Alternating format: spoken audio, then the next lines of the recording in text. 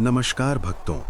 आज 1 अप्रैल को ये खास बुधवार है जब देवताओं के राजकुमार भगवान बुद्ध और विघ्नहर्ता भगवान गणेश की कृपा से हमारा जीवन बुद्धिमान, समृद्ध और सुखमय बन सकता है।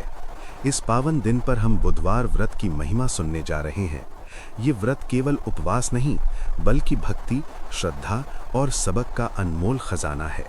जो कोई भी श्रद्धा से इस व्रत को रखता है, भगवान गणेश की कृपा से उसकी बुद्धि तीव्र होती है, व्यापार में उन्नति होती है, पारिवारिक सुख बढ़ता है और जीवन की सभी बाधाएं दूर हो जाती हैं।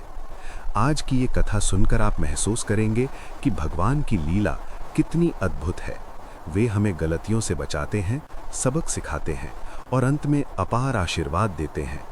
इस व्रत को करने से बुध ग्रह प्रसन्न होते हैं, जिससे संतान सुख, बौद्धिक विकास और धन धान्य की प्राप्ति होती है। दोस्तों, अगर आपको ये कथा पसंद आए तो चैनल को लाइक, सब्सक्राइब और शेयर ज़रूर करें ताकि और भी भक्तों तक ये पावन कथा पहुंच सके और सबको भगवान गणेश व बुद्ध देव का आशीर्वाद मिले। अब आइए इस दमदार और प्रेरणादायक कथा को बड़े ध्यान से सुनते हैं। प्राचीन काल की बात है। समतापुर नामक एक सुंदर और समृद्ध नगर था। वहां मधुसूदन नाम का एक बहुत बड़ा धनवान व्यापारी रहता था। उसकी दुकानें शहर भर में फैली हुई थीं।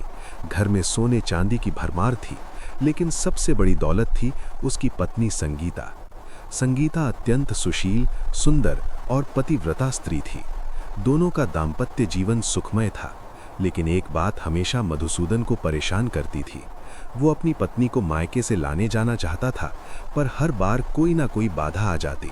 एक दिन मधुसूदन बलरामपुर, जो संगीता का मायका था, पहुंच गया। वहां उसका स्वागत बड़े आदर से हुआ। संगीता के माता पिता ने उसे कई दिनों तक रोका, खूब आतिथ्य किया। मधुसूदन ने कई दिन वहां बिताए। फिर एक दिन उसने कहा, अब मुझे अपनी पत्नी को साथ लेकर घर लौटना है। व्यापार की कई जरूरी बातें लंबित हैं। लेकिन उस दिन बुधवार था। संगीता के सास ससुर ने विनम्रता से समझाया, बेटा, आज बुधवार है। शास्त्रों में कहा गया है कि इस दिन यात्रा करना अशुभ माना जाता है।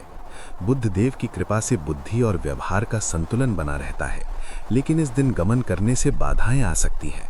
कल या परसों चले जाना। मधुसूदन ने हंसकर कहा, माता पिताजी, मैं तो रोज व्यापार करता हूँ, एक दिन का क्या फर्क पड़ता है। मेरी पत्नी को मायके से लाने का ये उचित समय है, मैं किसी की बात नहीं मानूंगा। उसकी जिद इतनी मजबूत थी कि परिवार वालों को मजबूरन उसे संगीता को विदा करना पड़ा। दोनों बैलगाड़ी में बैठकर समतापुर की ओर रवाना हो गए। रास्ता जंगल और पहाड़ियों से भरा था। कुछ दूर जाने पर अचानक बैलगाड़ी का एक पहिया टूट गया। मधुसूदन को बहुत परेशानी हुई। दोनों पैदल चलने लगे। धूप तेज थी, प्यास लगी।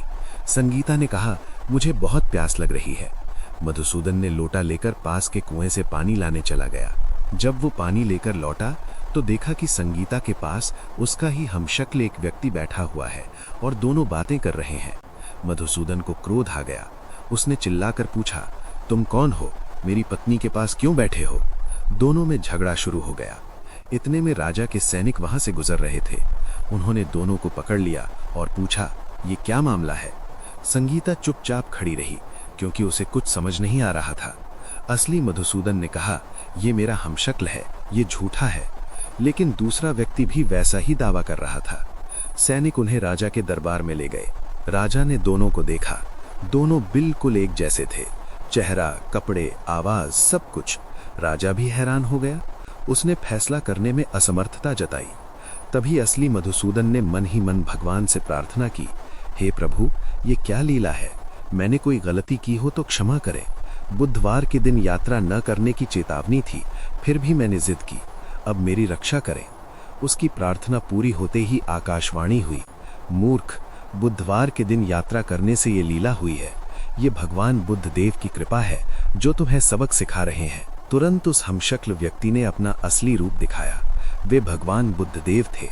वे मुस्कुराए और बोले, मधुसूदन, तुमने बुधवार के दिन यात्रा की जिद की, जिससे बुद्धि का संतुलन बिगड़ गया। मैंने तुम्हें ये लीला दिखाई ताकि तुम समझो कि शास्त्रों की बातों को अनदेखा नहीं करना चाहिए। अब तुम दोनों घर जाओ, लेकिन याद रखो, बुधवार का व्रत रखो, भगवान गणेश की पूजा करो, तब जीवन में कभी बाधा नहीं आएगी। कहकर भगवान बुद्ध देव अंतर्ध्यान हो गए। राजा और दरबार के लोग चमत्कार देखकर दंग रह गए। राजा ने मधुसूदन को सम्मानित किया और घर भेज दिया। मधुसूदन और संगीता प्रसन्नतापूर्वक घर पहुंचे। मधुसूदन ने तुरंत बुधवार व्रत शुरू किया। उन्होंने भगवान गणेश और बुद्धदेव की पूजा की, कथा सुनी और आरती की। चमत्कार ये हुआ कि उनके व्यापार में अपार उन्नति हुई। जहां पहले छोटी छोटी बाधाएं आती थी, वहां अब हर काम आसानी से पूरा होने लगा। उनकी बुद्धि इतनी तीव्र हो गई कि वो नए नए व्यापारिक विचारों से धन कमाने लगे। परिवार में सुख शांति छा गई। संगीता भी व्रत रखने लगी। समय बीतता गया। मधुसूदन की कहानी पूरे क्षेत्र में फैल गई। कई लोग बुधवार व्रत रखने लगे। एक गरीब किसान था जिसके खेत सूख रहे थे। उसने बुधवार व्रत रखा, भगवान गणेश की पूजा की। चमत्कार हुआ। अचानक बारिश हो गई और फसल लहलहा उठी। एक विद्यार्थी का पढ़ाई में मन नहीं लगता था। उसने व्रत रखा, कथा सुनी, उसकी बुद्धि तेज हो गई और वो परीक्षा में प्रथम आया। एक व्यापारी का कारोबार डूब रहा था। बुधवार व्रत से उसका व्यवसाय फिर से फलने फूलने लगा। इस प्रकार बुधवार व्रत की महिमा फैलती गई। जो कोई भी श्रद्धा से व्रत रखता, कथा सुनता और गणेश बुद्ध की पूजा करता, उसके जीवन में बुद्धि, धन, सुख और समृद्धि आती।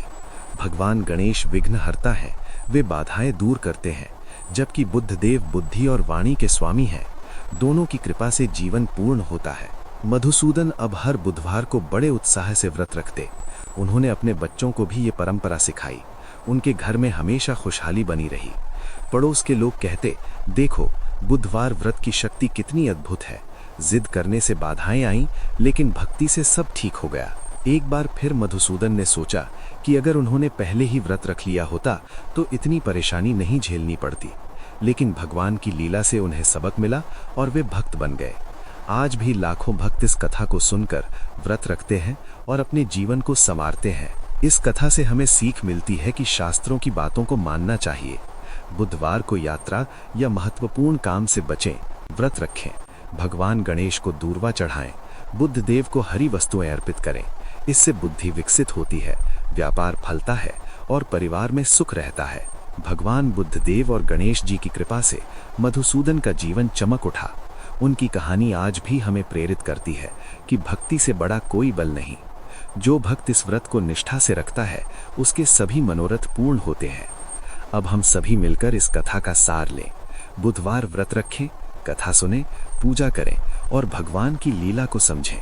इससे जीवन में कभी अंधकार नहीं रहेगा, केवल प्रकाश और समृद्धि होगी। दोस्तों, अगर आपको ये कथा पसंद आए तो चैनल को लाइक, सब्सक्राइब और शेयर जरूर करें, ताकि और भी भक्तों तक ये पावन संदेश पहुंच सके और सबको भगवान गणेश व बुद्ध देव का आशीर्वाद मिले। जय गणेश, जय बुद्ध देव। इस पावन बुधवार 1 अप्रैल को व्रत रखें, कथा सुनें और भक्ति करें।